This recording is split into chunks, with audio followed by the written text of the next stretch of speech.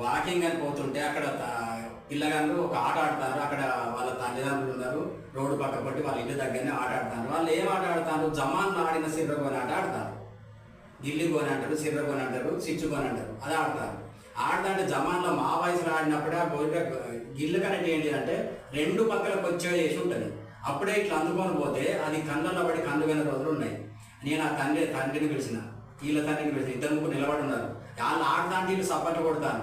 వాళ్ళు పిలిచిన ఏం ఆట వేయాలన్న గిల్లి కొని ఆట అన్నట్టు. ఆడచ్చా ఇప్పుడు అన్న పిల్లగానే కదా ఆడుకుంటారు ఆడుకుని అంటే మీరు ఆడుకునేటప్పుడు ఇట్లా ఆడుకుంటే అందుకొని పోయినప్పుడు కళ్ళల్లో పడి కళ్ళు పోయిన రోజులు ఉన్నాయి ఉన్నాయి అని అన్నాడు.